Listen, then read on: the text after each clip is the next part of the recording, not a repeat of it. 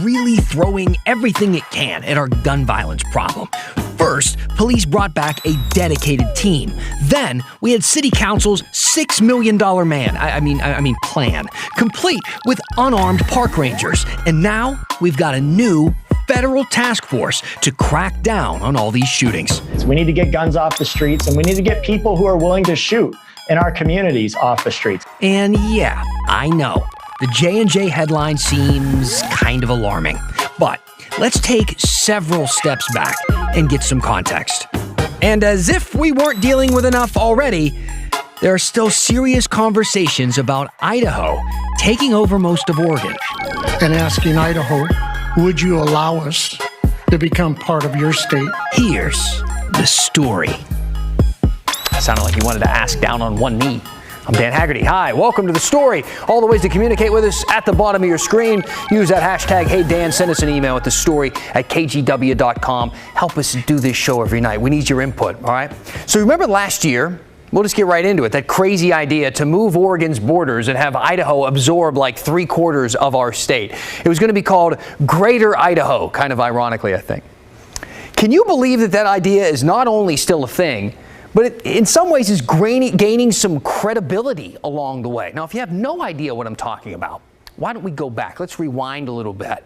We'll go back to when we first started covering it, way back, to our correspondent, old-timey news anchor Dan Haggerty for a quick explanation. This is old-timey news anchor Dan Haggerty. Tonight, dispatches from the front lines, the lines that divide Oregon and Idaho, holding fast since Oregon's formation in 1859, and now showing signs of dissolution. The source of the wavering borderline seems to be a Lapine, Oregon man by the name of Mike McCarter, seeking a more conservative lifestyle in the wake of Oregon's consistency as a so-called blue state. McCarter formed the Move Oregon's Border for a Greater Idaho group. So instead of uprooting his own lifestyle, McCarter is petitioning 18 Oregon counties to allow Idaho to absorb it, forming a super state known as Greater Idaho. Thank you, old-timey. So the guy mentioned there, Mike McCarter, has been trying to get those rural Oregon counties on board with this idea. And last year, he actually got enough people in Union and Jefferson counties to vote to require their commissioners to talk about this, to consider it. Well, now he's taken his pitch straight to Idaho, straight to their state capital, where their lawmakers actually held a hearing about it yesterday. It is not a vote to secede from Oregon. It's not a vote to start a new state. It is just the beginning process of asking Oregon to let Oregon's rural counties go and asking Idaho, would you allow us to become part of your state? I feel like he just really wants to move to Idaho without actually having to move. And I get that. I've moved a lot. It's like the worst. But it would probably be easier to just pick up and move to Idaho than it would be to get the lines changed, because you would need Oregon, Idaho, and Congress to sign off on this idea. So how do the lawmakers in Idaho even feel about it? Well, that takes us to our quote of the day from Idaho State Rep Barbara Ehart. Why not have the conversation, she said. It's an intriguing idea. This is what she told the Idaho State Journal. They're coming after our counties, guys. This is why she specifically pushed for this hearing. Now, to answer that question of whether it's worth talking about, I can think of a few reasons to really not have the conversation right now, especially since there's like 0% chance of this actually happening. And if you haven't noticed, there is a lot of other stuff going on in the world, of which I find to be a touch more important, like tonight's big story.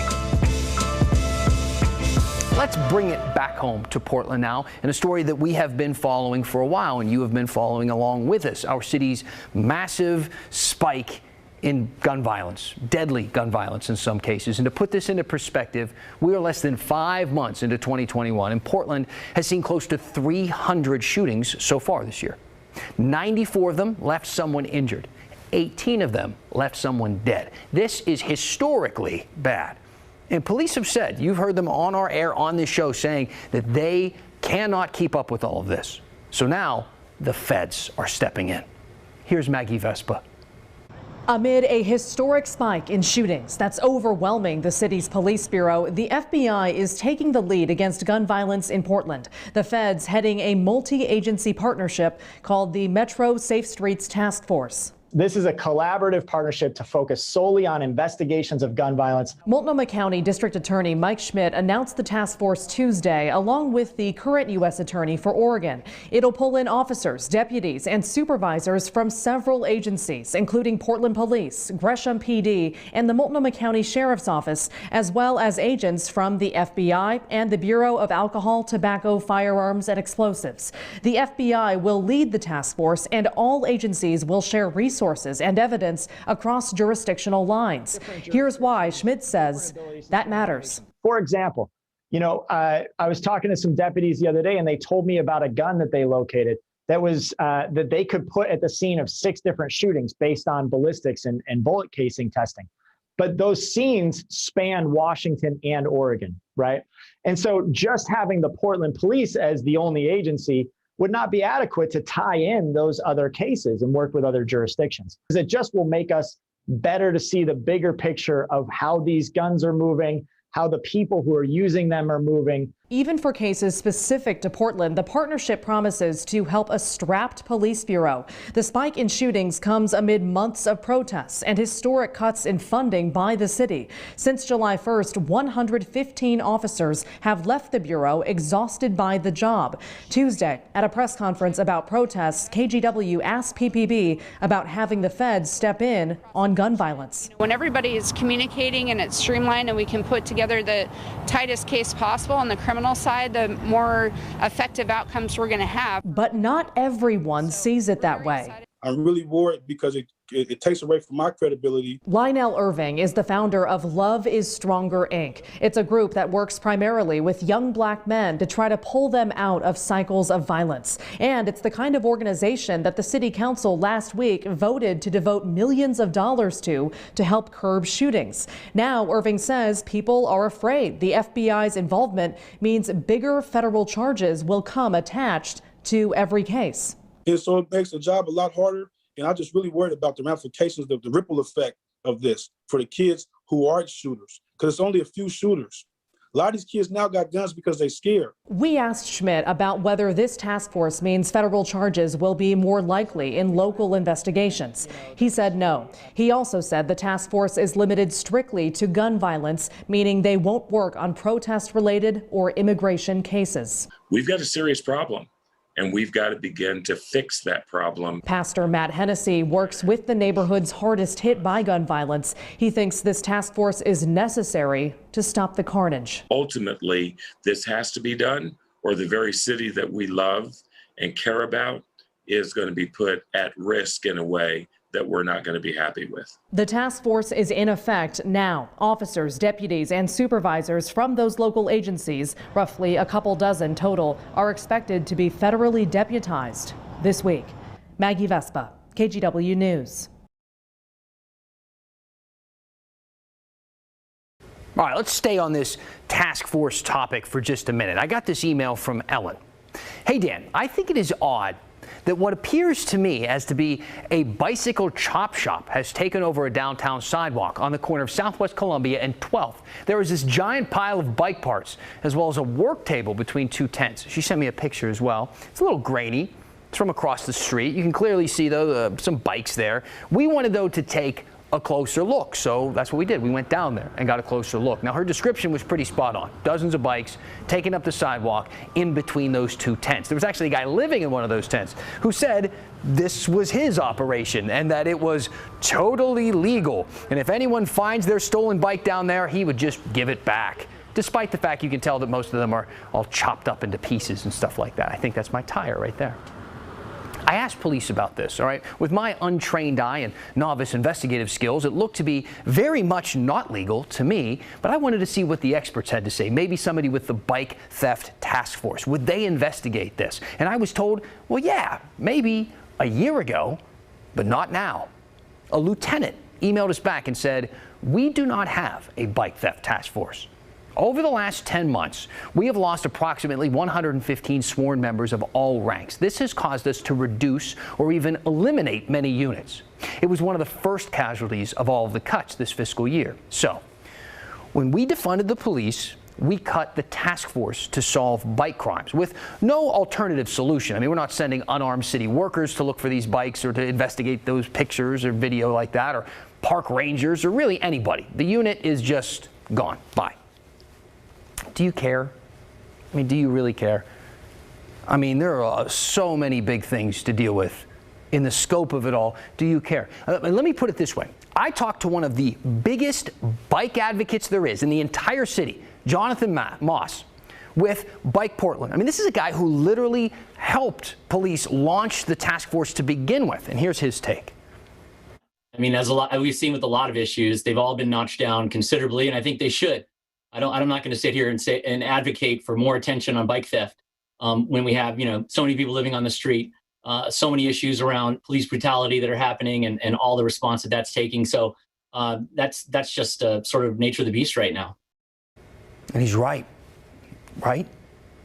I mean, there's so much going on, and I'm not putting bike theft at the top of the priority list. But when people were marching to defund the police, do you think this is what they were talking about if you were out doing that? Is this what you meant? I mean, have you been on the task force's Twitter page? They have this great Twitter page. Look how happy everybody is, getting their stolen bikes back. Young kids, young and old really, getting the bike back they thought was gone forever. And just as the pandemic took hold, the success rate to find your stolen bike was actually up 30%. And need I remind you, all right, that bike theft has always been a huge issue in this city. This is a list from 2015-2016 that ranked us as the 6th worst on a list, with New York and San Francisco. And as you're perusing all the names on that list, I know what you're thinking. Tucson, really? Okay. But it was so bad here in this city in 2015 that the city decided we need a task force. So they put together this special unit. The police chief spoke at the press conference and said, our data shows that we had over 2,700 reported bike thefts in 2014, and bike theft is costing Portlanders an estimated $2 million every year. So they cracked down. They launched a campaign inside that unit. They launched this campaign to get people's bikes registered so they could be identified if they were found. They started giving away locks, these U-locks, telling people to ditch those cable kind because they can be cut so easily and your bike can be stolen. They started breaking up those street corner chop shops, and it all started working. At one point, I think, early last spring before the pandemic, they were still getting back, dozens of bikes a month. So the recovery rate was actually really encouraging. And they did that by, just having a network, and they knew kind of who was on the street. They knew where to look. They knew how to follow leads online. They knew how to sort of get in between, Craigslist and online sales and stuff like that. So these are really knowledgeable officers who really dedicated a lot of time and had a strong personal interest in bike theft. Now, the last post on that Twitter account I showed you a moment ago, do we have it? It's the last post. It's from like mid-December of last year, December 18th. There it is, December 18th, 2020. And the caption says, happy reunion number a bazillion for this year. And I can tell you, in 2021, they are not on pace to hit a bazillion returns. Now look, I know I'm going big on bike theft right now, and there are so many big issues to discuss in this city. Even though you should consider that Portland has the highest percentage of commuters who ride a bike than any other major city. Or that some of these bikes that we're talking about cost more than my first car. Or that many victims of bike theft don't own a car. Their bike is how they get around. It's how they get to school or get to work, how they get to the pharmacy. Or that bike theft have spiked across the U.S., despite the fact that major cities like Portland have been mostly commuter-free while people have been working from home. In fact, this article I found from November actually used Portland's task force as an example that other cities should adopt to tamper down this influx we've seen in stolen bikes in their cities. Whoops. All that aside, I'm curious what you think. Not just about the bikes or thefts or possible chop shops in plain sight, but also about our shifting priorities and funding inside the Portland Police Bureau. And in the meantime, the weather is getting really nice. That's shifting too. more of you are going to be out biking. So please register your bikes today with the Portland Police. You can go to project529.com. So, you know how Oregon's Senate GOP leader is facing a recall for not walking out over a guns bill? Well, some of his fellow Republicans are now getting threats for, again, showing up to work and doing their jobs. And don't worry, we see your Johnson & Johnson questions, and we've got some answers when the story continues. Welcome back. I keep going through your emails and your tweets during these commercial breaks. Please keep them coming using the hashtag HeyDan or send them to the story at kgw.com. We'll read a few as we end the show tonight. Now, you can imagine we've gotten a bunch of questions about the Johnson & Johnson vaccine today. Oregon and Washington are two of the states that decided to stop administering those shots for now, while the CDC investigates 6 reports of rare blood clots. So let's get to Pat Doris now, who's been covering the COVID vaccine for us since day one. Okay, Pat Doris joining us now. Pat, let's cut right to the chase. If somebody took the J&J vaccine, should they be concerned at this point? Well, they should be aware if they're a woman and if they took it within the last 6 to 13 days.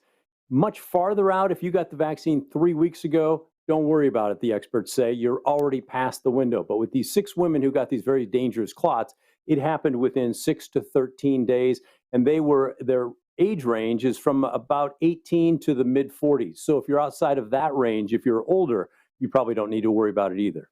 I want to read an email I got from a viewer named Dana, Pat, and she said she got the vaccine on April 9th. So inside that window, I'm 31 years old. I'm a female. I fit the profile of the people who develop the blood clots.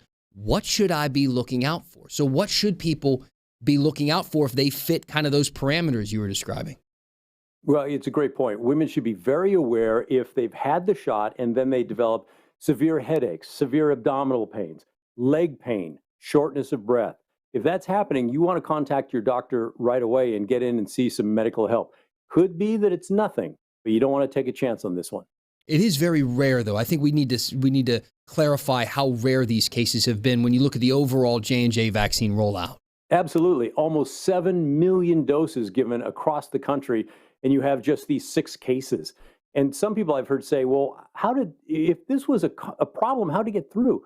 Well, when they're doing the vaccine trials, they're not doing it with millions of people. They're doing it with tens of thousands of people. So if you have a 1 in a million chance, this is how you find it out.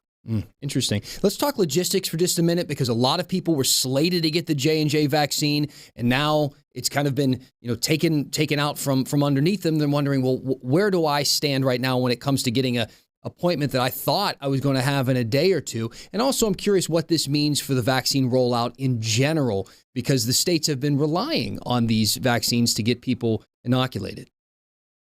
Right. Okay. So 2 things there. One, if you have an appointment coming up, the odds are if it didn't happen today, it's going to happen tomorrow. The people who are going to give you the vaccine have your email, and they're going to let you know, we don't have Johnson & Johnson. And they will have either already figured out a replacement with Pfizer or Moderna, or told you we're going to have to reschedule when we can get some of that stuff. That's happening all across the state. In Hood River, they canceled a vaccination clinic that's going to happen in 2 days. Down in Malheur County, they were going to have a vaccination clinic with 2,000 doses. 1,700 of that was going to be Johnson & Johnson. So they're scrambling.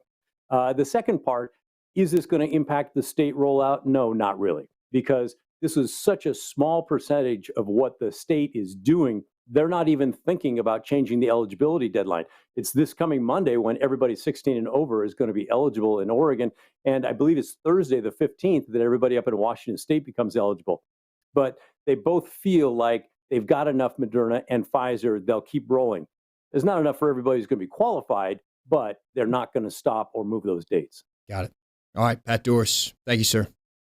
Always a pleasure. Now, let's count some vaccines. Every day we kind of count in and see how many people have gotten vaccinated so far. If we look at the daily dose, 1.5 million plus here in the state of Oregon have gotten at least the first dose of one of the vaccines. And that puts us over 35%, almost to 36% of the state's population. If we take a look at Washington, they've vaccinated nearly 3 million people, so 2.862 million, which keeps them on par with Oregon when it comes to percentage-wise. They're at about 37, moving into 38% of Washington's population. Now, Republicans in Oregon's legislature have kind of a tough time stopping bills that they don't like. Guys, my prompter thing is broken. Somebody run it for me. Thank you. Let me start over. They have a tough time stopping bills that they don't like. And you know this because they are in the minority, not the majority. And sometimes when their no vote won't matter, the way they get around that, or that they kind of hit the brakes on everything, is by not showing up. It's the walkout effect, right? And it has been an effective tool. And yes, it has been used by both sides in the past. Lawmakers can stop voting on bills that they oppose and essentially keep them from passing entirely because they don't show up. There aren't enough people present to actually take a vote for them to pass. But it can get to the point where it's hard to get anything done when no one is showing up, and we all start wondering what else these people are being paid to do. Well, late last month, the Oregon Senate, they voted on a gun control measure, Senate Bill 554, that would ban concealed firearms in state buildings and increased fees for concealed handgun licenses. As you can imagine, Republicans and their constituents had strong opposition to this bill, and some of them decided to pull the walkout card, but some of them did not. See, 5 Senate Republicans did go to work that day, while another 4 skipped out and 1 was excused. The ones who did show up, did their job. They discussed their opposition with the Democrats, they tried to get this bill dismissed, and they tried to propose alternatives. But in the end, they voted, and they voted no. And in the end, they lost because there were more yes votes. But now some of them say they're getting threatening emails for doing that work rather than walking out. Well, life-threatening, that's what it would be. You need to be shot, I think, was for voting for 445. I think that was the one. They were not very polite. They were, in some cases, pretty vicious in name-calling and variety of things.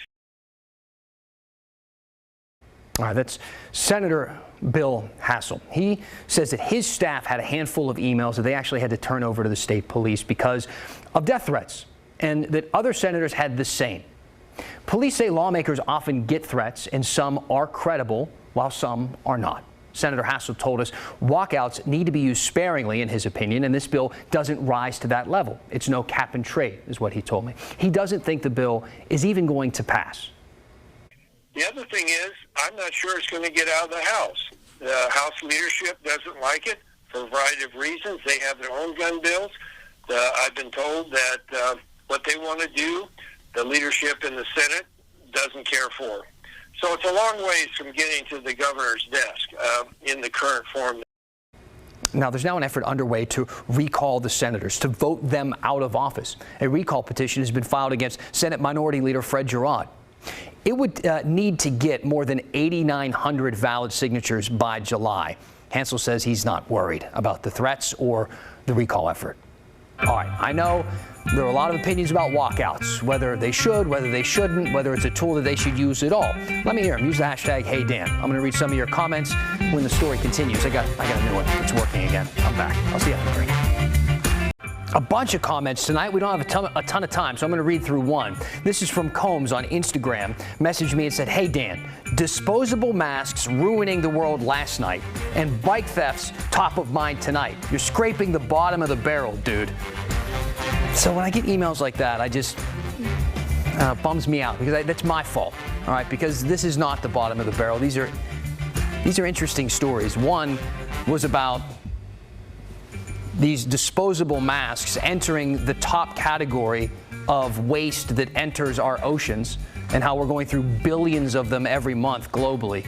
Something that's brand new that we haven't been doing up until this past year. It's a huge environmental story. And then talking about bikes tonight. I mean, I just find that interesting. That's something that a few years ago was this huge big lead story that was getting its own unit, and now it's just kind of unceremoniously disappeared, and there are supposed bike chop shops popping up on city streets. So if those aren't interesting or compelling or value, if you don't have any value in those whatsoever, don't blame the stories. Blame me. It's not the bottom of the barrel. It's me. I'll do better. Keep watching. I promise. I'll see you back here tomorrow.